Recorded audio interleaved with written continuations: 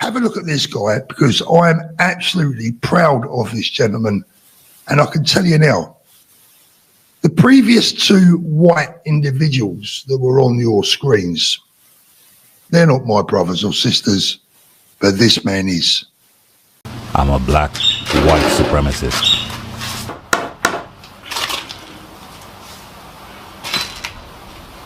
There you are. My life is complete. I am now not just a British patriot, I'm also an English patriot. I know there will be objections saying that I'm not an ethnic Anglo-Saxon or Norman. I fully understand that.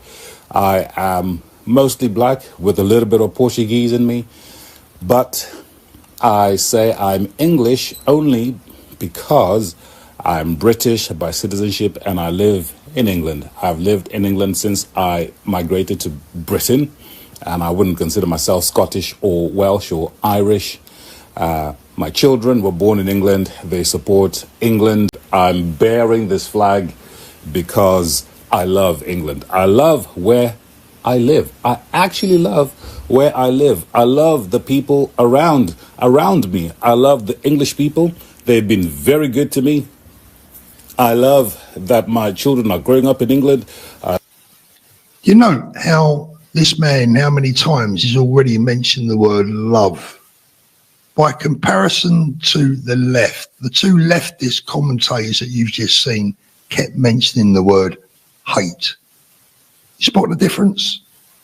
I love that on their mother's side, the children have a heritage stretching back thousands of years in this country. So take that all in mind before you object. I understand completely the argument that I'm not Anglo-Saxon or Norman. I take it. But you can be. This gentleman has it absolutely spot on. And if anyone doesn't get what he's saying, they need to go back to school.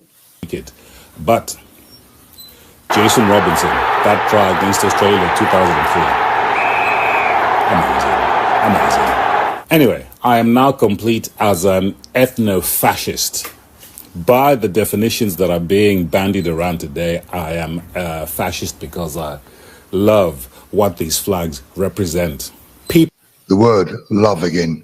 People of great intellect like Diane Abbott have redefined what ethno-fascism is. Abbott will say that people that are waving around these flags are ethno-fascists and they are into racial violence and all that sort of thing. And Keir Starmer, about the protest on Saturday, said that he will not give up the British flag, the Union flag, to violence. Presumably that was aimed at Tommy Robinson, but I don't know how that makes sense. Go to the footage of the protest. Did Tommy Robinson in any way at all incite violence? Did he say, let's go and smash up the streets at any point? Did he go and say, let's smash Keir Starmer's face at any point at all? Did he say, let's go shoot, let's go behead the leftists that are in charge at any point at all in the protests? And yet Keir Starmer said nothing when one of his councillors actually incited violence, and was then let go, scot-free. And Keir Starmer, who's suddenly patriotic and wants to defend the Union flag. We know where you stand, Keir Starmer. You and us are different. Keir Starmer, you hate Great Britain. Keir Starmer, you may protest all you want, but you actually hate these flags. And we are different. We actually love these flags. We love what they represent. We're not inciting violence. We're not fascists. You, on the other hand, despise these flags. You despise what they represent. This has to be a contender for Video of the Year. And you're actually behaving like a fascist. Keir Starmer, you call everyone else a fascist. You are the fascist. Do you know that in Germany,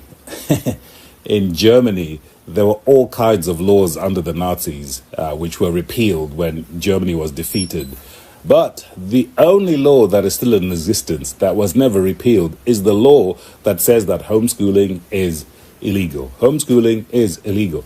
Who made homeschooling illegal in Nazi Germany? The Nazis. But who's kept it on the books of Germany since then? Every subsequent government. And we've had the freedom to homeschool in this country. Guess who does not want to have homeschooling?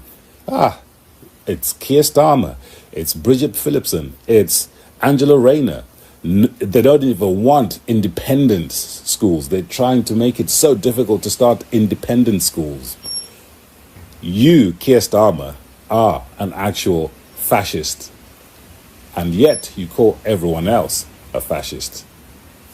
Go figure. Let me ask you a question. Who would you rather go and have a drink with tonight in the pub? That beautiful gentleman that we've just seen there, or that odious creature, Maguire? We're jumping on. Chloe, over to the BBC for you. Yes, well, the legacy media in general, because it's not just the BBC that have been absolute planks with this. This is with regards to the Unite the Kingdom rally, which, as Ash said, probably about 1 million people as opposed to the 110,000. Look at that, 100,000. Now, do you think that every single person there is far right? I mean, I don't think so. There might have been a few idiots there, but I'm sure the vast majority of people there, I mean, it was a family day out. You had kids and everyone going there. I know people that went, right, who are perfectly law-abiding, normal people, citizens of the country, quite well off as well, by the way, and who said it was lovely. People kept bumping into each other and saying sorry, very British kind of, terribly sorry. Not nicking your bag. No. But yeah, anyway, everyone who went seemed to think it was a great atmosphere, but of course the legacy media, they couldn't possibly say that this is anything other than far right. So you had the BBC calling it far right, and then Trevor Phillips from Sky News, actually, he said, I went down and you know what, everybody actually seemed really normal, like normal people. Yeah. And then they put a clip of that on Twitter with his quote saying it was the most astounding thing was how normal everybody was. But Sky News couldn't possibly have that. And they quickly took that tweet down because that was too kind to the evil far right. Then they got a backlash for that. And they put up the clip again, but with saying, here are Trevor Phillips' comments on the march organised by far right Tommy Robinson. Really? They had to fit that word far right into the description somewhere. Of course they did. Of course they just can't. Well, let's have a look at the accept what clip. the nation We've got that. thinks. Here's Trevor Phillips on Sky. 150,000 people crammed into central London, most carrying national flags, the Union Jack, the Cross of St George, even the Scottish saltire, protesting about immigration, about free speech, and about the decline of Christianity. I spent an hour or two amongst them, and my own impression was that they were mostly the sort of people you'd meet in a country pub or in half-time queue for the loo at football or at a concert. There was a sprinkling of black and brown faces, and the event was brought to a close by a gospel group singing Jerusalem. Yeah, man. I mean, it was pointed out by Isabel Oakeshott rather cleverly that if that's 150,000 people, that's how many migrants are coming into the country. And so that's what it looks like, basically. Credit until they said there were 25 arrests, by the way. Which is I'm nothing. not condoning that, but nobody talked about 500 nearly at the Notting Hill Carnival. Let's have a look at what some of the people down there had to say. I walked through millions of people today, millions of people, and I did not experience no racism. And if anything, if anybody should experience it, it was me. So I'm saying I'm here on behalf of 83,000 Sikhs that fought for that Union Jack and laid their lives in World War I. Yeah. Brilliant. It's absolutely ridiculous, isn't it? And of course, you know the BBC have got a bit of history here because they themselves have organised far-right events in the past, right? Check this out.